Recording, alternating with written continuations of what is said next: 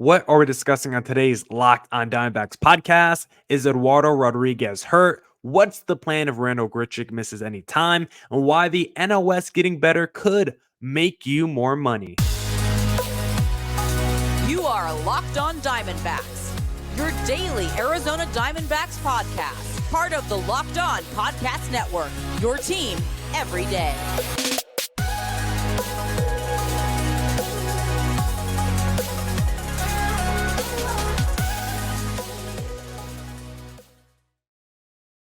Welcome into the Locked on Diamondbacks podcast, part of the Locked on Podcast Network, your team every day. The regular season is kind of here as we saw the Dodgers play the Padres in Seoul, Korea. We got to see Ohtani get an RBI, and we've seen a lot more, a lot more Ohtani news outside of what's going on the baseball field. We won't even touch that story on today's podcast, but good to see baseball officially underway. D-backs getting closer to their own regular season opener, but you have to get through spring training first. Still got some roster battles, which we'll discuss on today's podcast, along with any injury updates. But before we get into any of that, thank you for making Locked on Diamondbacks your first listen every day. I would not be able to do this podcast without you, my loyal listeners, sharing, subscribing, reviewing, doing all that so I could do this podcast for you. Thank you. It's free. It's available on all platforms. So please continue to tell your friends. And one of those platforms is YouTube. So please hit subscribe to Locked on Diamondbacks on YouTube. Slowly approaching 1,000 subscribers. We want to hit that mark before opening day, which is next Thursday. So please hit subscribe to Locked on Diamondbacks on YouTube. But now let's get into the podcast and let's talk about spring training because the D-backs saw one of their valuable rotation members get taken out of the game on Tuesday. That was Eduardo Rodriguez, the new D-backs offseason signing, the highest paid player on the D-backs when you look at that annual salary. Erod coming over to Arizona from Detroit, spent some time in Boston. Erod coming in to be the number 3 starter for the D-backs. Big swing piece, X factor for the D-backs this upcoming season, as we've talked about on the podcast the last couple weeks. When compared this D-backs team to the Padres or Giants, it feels like whoever has the best number 3 starter could finish second in the NL West. I've believed Erod is the best number 3 starter in the NL West outside of whoever the Dodgers have. But if he's going to miss some time, that's going to hurt this D-backs rotation, obviously. But it sounds like the D-backs might have dodged a bullet with Erod. It sounds like it potentially isn't a strain. He still could miss, maybe the rest of spring training, maybe even the start of the regular season. But it sounded like he avoided any major or serious injury. Everyone seemed to be in pretty good spirits after he got taken out. They looked at him. Could just be, soreness. Like, I'm not even going to speculate, but from the reports that we've seen, it does not sound concerning or serious at all. They're going to sit him on his bum until his arm feels 100% better. So will we see Erod again this spring training? I'm not too sure. I would rather him look like 100% Erod in the regular season as opposed to spring training. So we'll wait to get him all the way healthy before we see Erod again. Maybe that's at the end of spring training. Maybe it's at the start of the regular season. But I think for now, Erod is probably going to be headed to the bench for a little bit until he feels 100% himself. But now let's talk about the rest of spring training and check in on a couple of roster battles, because in Wednesday's game, we got to see Tommy Henry go out there, get his turn because he's still fighting for that number 5 spot. He's really been struggling his last 3 starts. I think we'll say Ryan Nelson is currently in the lead for that number 5 starter, but Tommy Henry might have, kept his job alive with Wednesday's performance because he went 3.1 hitless innings, 1 walk, 3 strikeouts, no earned runs. Tommy Henry looked really, really good on Wednesday as he was throwing his complete arsenal. Fastball, curveball, changeup, sinker. None of his fastballs were put into play. He just looked really effective on Wednesday, complete command of his pitches. And One big thing from that game that Torey Lovullo talked about and Tommy Henry talked about in his previous outings, he wasn't able to make pitches after maybe a defensive lapse or something like that. In this game, you had a defensive miscue from Christian Walker on an error, bobbled it at first base. That gets him in a little bit of trouble. So what does Tommy Henry do? He works through the struggles, gets a strikeout, induces a double play. Tommy Henry looked really, really good on Wednesday, and he continues to keep his name in the race for that number 5 starter job. Like I said, I think Ryan Nelson is going to win the job. Even though Tommy Henry came into camp as the leader in that group, Ryan Nelson, I think, had just been the best at spring training. I think he's shown the most development in his pitches. I think his greatest strengths they had entering spring training have improved. His weaknesses have improved. When you look at his secondary stuff, I think his secondary stuff is making his fastball look better as well. So Ryan Nelson's looking a lot more like the complete package as opposed to years past. And also, Ryan Nelson, third on this team in innings pitched last season, 144 innings pitched. He pitched a ton last year. So I would say Ryan Nelson still in the lead for the number 5 starter job. And then looking at a couple more things from that Wednesday's game, Bryce Jarvis also looked really, really good. 3.1 innings pitched, 1 earned run, 3 strikeouts. After, those first couple outings where he wasn't so good, Bryce Jarvis recently, the last couple outings, pitching deep into the games, extended innings, and looking good doing it, generating whiffs as well. When you look at, let me see, I believe it was his slider generating really, really good stuff. 5 whiffs on 8 swings on his slider, generated 9 whiffs on 22 swings total. So Bryce Jarvis really able to fool the hitters. And this is someone that wasn't even throwing his fastball as the main pitch, threw his fastball the third most amount of times on Wednesday and was still averaging 95.7 miles per hour on that fastball, which is actually up from last year. So Bryce Jarvis is still someone that I like a lot, as someone that could potentially have an impact as a spot starter or a long reliever for the D-backs out the pen this year. So as we've been saying, the Slades, the Jarvises, whoever loses the number 5 starter battle, those guys aren't going to go anywhere. All of them have a path to making an impact for the D-backs at some point this season. A couple more notes from the pitchers in that game. McGough, he looked good. He's been good this spring training. Gotta give him a little credit. Scoreless inning, 2 strikeouts. Luis Frias, he had a scoreless inning as well. But most importantly, the last 2 spring training games, because we didn't talk about Tuesday's game with Ben Caspick crossover. Joe Mantiply pitched on Wednesday. Sal Frank pitched on Tuesday. Both of them had scoreless outings. That battle for who's going to be the top 2 lefties in the pen. We have Nelson, we have Mantiply, we have Sal Frank all vying for like 2 spots, it feels like. And again, it's one of those races where it changes by the day. I feel like Mantiply is most locked into a role just because he's got the most on his resume. He's got the best resume, all-star on his resume, right? For the D-backs a couple years ago.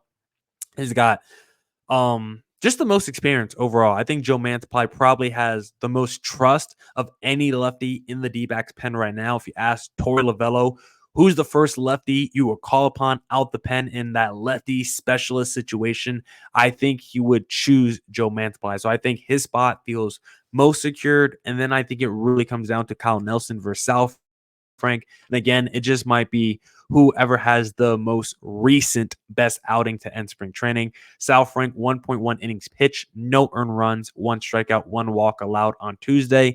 So we'll see the next time Kyle Nelson has an outing, how he pitches, because it might just be whoever from here on out, whoever pitches the better is going to win that second lefty spot, because I honestly think it's a toss-up, and it's going to come down to the final day of spring training. So roster battles still super tight with the Arizona Diamondbacks. We'll be checking on all that until the regular season kicks off. But I want to know, what's the plan if Randal Grichuk has to miss the first couple weeks of the D-back season? But don't forget, You will never miss any games of the D-back season if you just watch them on your Amazon Fire TV, because Fire TV is your destination for sports. From live games to highlights to in-depth analysis, Fire TV offers amazing viewing experiences with smart TVs as well as the Fire TV stick they can plug into your existing TV that provides access to millions of movies and TV episodes as well as free and live TV. Whether it's opening weekend for baseball or the college basketball tournament, you're going to want to have a Fire TV. Fire TV recently created Fire TV channels to deliver a constant supply of the latest videos from your sports brands, all for free. That includes all of us at Locked On and most of the big pro leagues and college conferences as well. Fire TV channels let you dive into all of the game's analysis, highlights, and more to keep up to date on all of the latest in the world of sports, March Madness, NBA, MLB, and lots more. Not to mention great news, entertainment, gaming, travel, cooking videos as well. Check out Fire TV channels on Fire TV and Alexa devices. If you haven't checked out Fire TV channels, you should. Trust me on this. To learn more, visit www.amazon.com/lockedonfiretv. And of course, if you want to check out the number one fantasy sports app, the place you have to go is Prize Picks, because football season may be over, but the action on the floor is heating up. Whether it's tournament season or the fight for playoff home court, there's no shortage of high stakes basketball moments this time of year. Get in on the excitement with Prize Picks, America's number one fantasy sports app, where you can turn your hoops knowledge into serious cash. You can now win up to 100 times your money on Prize Picks with as little as 4 correct picks. You can turn $10 into 1,000 with NBA, NHL, and college basketball entries today on Prize Picks, America's number one fantasy sports app. My favorite thing to do is pick LeBron and his points and his rebounds. And if I can win that, get some money in my pocket, guess what? I'm going to have a smile on my face. If you want one on yours, download the app today and use code LOCKEDONMLB for your first deposit match up to $100. Again, download the app, use code all lowercase LOCKEDONMLB for a first deposit match up to $100. Prize Picks. Pick more, pick less. It's that easy. Welcome back into the Locked On Diamondbacks podcast.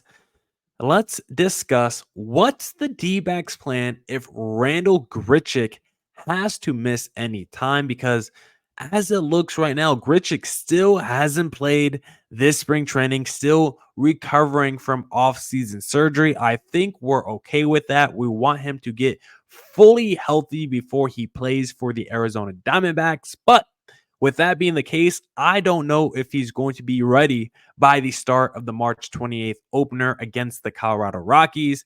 Even if he is, I don't think he'll be sent down to the minor leagues to get a quick assignment before getting called back up to do like a little rehab. I don't know if the D-backs will do that, but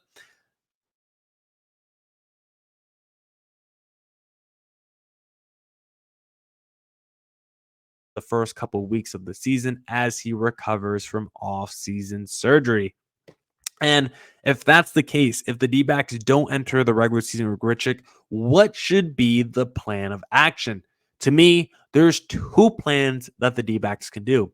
You can either just straight up replace Grichuk with Jake McCarthy until Grichuk gets back, or you can rock with 3 backup infielders. If you ask me, what would I do? I think I would just replace Grichuk with Jake McCarthy, because if you're already going to carry that many outfielders with you entering the regular season, then why not still keep the same philosophy, still keep the same energy, and just replace Grichuk with a Jake McCarthy. Jake McCarthy still provides a lot of value for the D-backs. I know 2022 seems so long ago now, but he was an absolute stud in 2022. Yes, he struggled in 2023, but even with that being said, he can still offer a value to this D-backs team, even if his bat is not performing to the 2022 level, because Jake McCarthy is still someone with an extremely high level of speed. We've seen it when you've looked at the numbers for Jake McCarthy. Last 2 years, under 100 games played. Last 2 years, over 20 bases stolen. Jake McCarthy is a speedster who is not afraid to take off.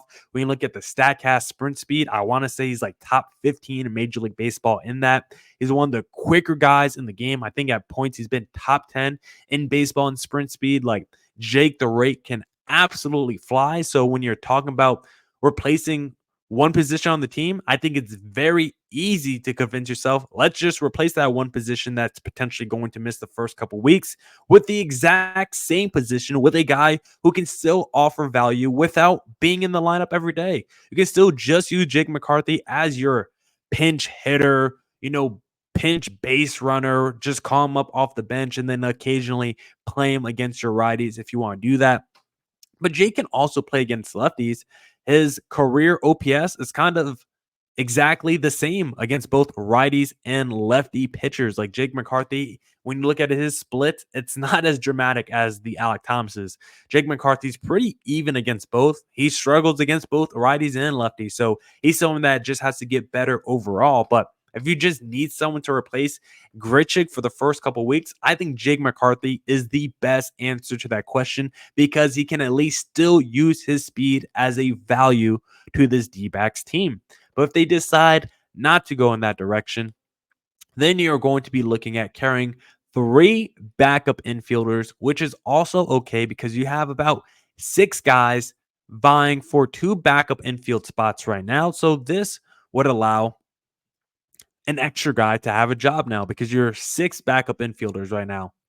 You got Blaze, you got Elvis Andrus, you got Kevin Newman, you got Jace Peterson, you have Pavin Smith, and you have Emmanuel Rivera. Of course, Andrus, Newman, Peterson, and Blaze all going for the backup shortstop, and we probably want one more backup infielder to play third base and potentially first base. But if you could carry 3 backup infielders, would the D-backs do that? Because I've been saying carrying Elvis and Blaze would probably be your best case scenario for your 2 backup infielders when it was just 2 thinking about Grichuk and him missing time. I've always said go with the 2 backup infielders, right? And the 2 backup infielders should just be Blaze Alexander and Elvis Andrus. Blaze offers the upside as the youngster. He's a good base runner. He's a great defensive athlete. The hitting tool already seems to be there. His slash line out of spring training is absolutely insane. Like Blaze has done everything the last month to earn a spot on the roster. And then from the rest of that group, I liked Elvis Andrus because I think when you look at the career resume, he's the best player on that list. And I still think he's an above average defender and speedster despite his advanced age. So I think I get the best of a ceiling and floor choosing Blaze Alexander and Elvis Andrus. But if you're telling me we're going with 3 backup infielders, then I get to pick one more guy. And looking at the list, Emmanuel Rivera has no more options. Kevin Newman, he's on a non-roster invite. Jace Peterson's out of options. Pavin Smith is on his final option. So depending on what the D-backs do, Pavin would be fine to be on the active roster, on the opening day roster, or go back down to AAA. You would have to DFA Peterson or Emmanuel Rivera. I guess Kevin Newman would just be straight up cut. So also taking into contracts into consideration, I think the best guy to go with as your third option, then at that point, to me,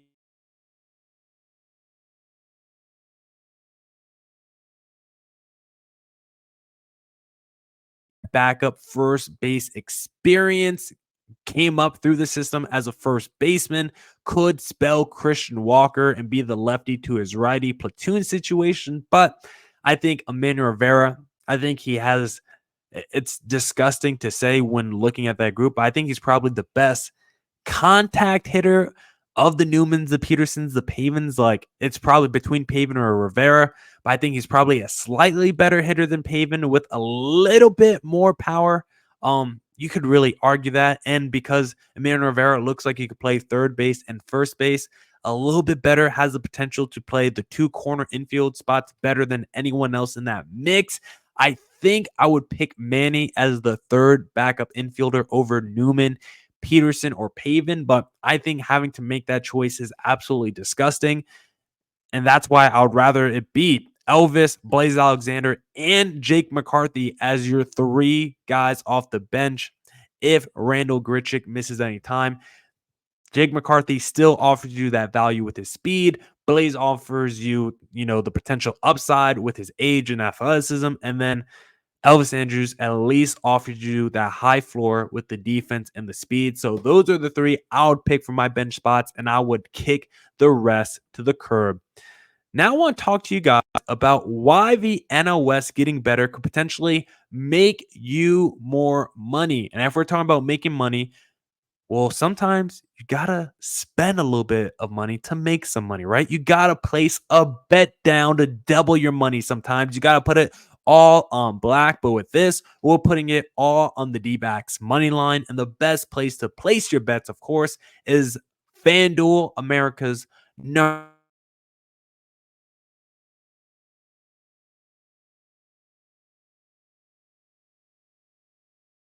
or one seed. It's time to go dancing on America's number one sportsbook. Right now, new customers get $200 in bonus bets if your first $5 bet wins. That's $200 to use on point spreads, money lines. You can even pick who's going to win it all. Just visit fanduel.com/lockedon and bet on college hoops until they cut down the nets. FanDuel, America's number one sportsbook. All right. Let's get back into the Locked on Diamondbacks podcast. And let's discuss why the NL West getting better could make you more money, because it's a very simple argument that I have. Because when you look at the FanDuel odds, when the Padres acquired Dylan Cease and when the Giants acquired Blake Snell, I forgot who they acquired for a second. You know what happened to the D-backs odds? Their odds to make the playoffs went from like 115 or whatever it is to like 140. I'm just throwing those numbers out there. Their odds to win the NL West went from like plus 900 to like plus 1100, right? I don't know the exact jump. What I'm saying is, though, if you thought the D-backs were a good value before, because we've been talking on this podcast how FanDuel was already kind of disrespecting the D-backs a little bit when you looked at some of their playoff odds. The D-backs were already behind teams like the Cubs and the Cardinals when you looked at FanDuel's big who's going to make the NL playoff, who's going to make the NL playoffs. They had the whole field listed with values next to each team, and the D-backs pre the Padres and Giants making moves, they were 1, 2, 3, 4, 5, 6 on the list behind the Cardinals and Cubs as teams most likely to make it to the playoffs in the National League. But since those teams, the Giants and Padres, have made moves, the D-backs are actually now behind the Giants in these standings. Giants plus 110 to make the playoffs, D-backs plus 120, Padres plus 140. So now they basically think it's as even as it could get between the Giants, D-backs, and Padres, which tells me you're going to only make more money if you've already been betting on the D-backs to make it to the postseason. If you're already like, oh my God, that plus 105 I saw before for the D-backs to make it to the playoffs, now it's plus 120. Like, why wouldn't you bet on that?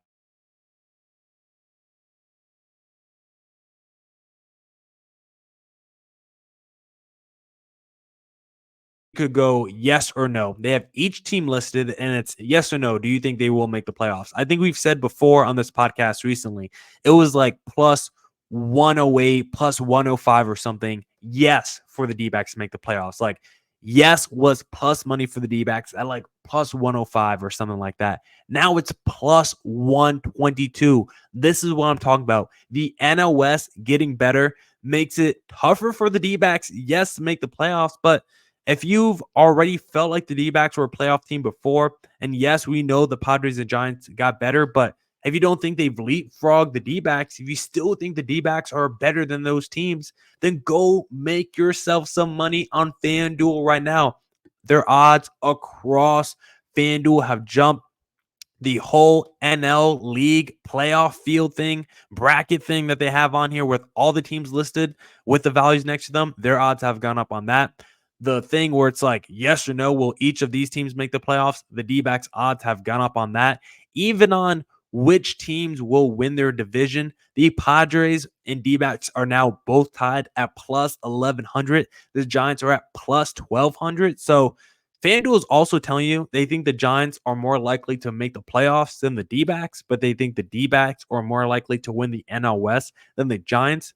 Very weird when you look at some of the odds voting and the makers on that one when it comes to the values. But that just tells me they think the D-backs have a higher ceiling, I guess, since they think they could win the division, but a lower floor because they think the Giants overall could just make it to the wild card more likely. So that tells me they think the D-backs higher ceiling, Giants higher floor. But I don't even think I would agree with that because I think the D-backs have more talent than the Giants. So I would say the team that has more talent and is coming off the World Series, I would say that team has the higher ceiling and the higher floor. So that's why I'm just like, how can the Padres and Giants, even be ahead of the D-backs in these FanDuel odds? Like, I'm fine if you said they are close. If it's like D-backs plus 110, Padres plus 115, Giants plus 120, I'm fine with that. But to say that they're tied for the division with the Padres or the Giants are more likely to make the playoffs than the D-backs, like, I think that's kind of crazy. I kind of think that's not giving the D-backs enough respect. Like, they're coming off the World Series. They went into the offseason and improved the team. The Padres, they were able to trade for Dylan Cease, but are they better than the team that they were last year? They're kind of just running it back and swapped out Dylan Cease for Blake Snell, who we've been talking on this podcast for the last week. Dylan Cease is basically righty Blake Snell. So, yes, I do think the Padres will be better just because I think they ran into some bad luck last year, but it's not like the team on paper actually improved. The Giants, I do think that team on paper actually improved, but Alex Cobb is still going to miss the start of the season. So will Robbie Ray. Their number 3 starter is probably going to be a rookie. Like, their lineup improved from last year, but your best player in that lineup is either a guy we've never seen before in Jung Ho Lee or Jorge Soler. And again, I like Jorge Soler, but if he's the best player in your lineup, you're probably at best the 3rd wild card team. So just looking at these FanDuel odds, I just believe the D-backs deserved a little bit more respect when it came to a couple of these FanDuel odds. Yes, the NL West getting better, of course, makes it a tougher time for the D-backs to make it to the postseason, but I still don't think it's right to have the Giants and the Padres ahead of the D-backs in some of those betting pools. So right now, go to FanDuel, play some bets down, and go win some more money than we even previously thought as we've talked through these FanDuel odds the entire offseason. Now, that's it for this edition of the Locked On Diamondbacks podcast. Come back tomorrow for more Diamondbacks news coverage and insight. And as always, stay safe, stay healthy. Doses.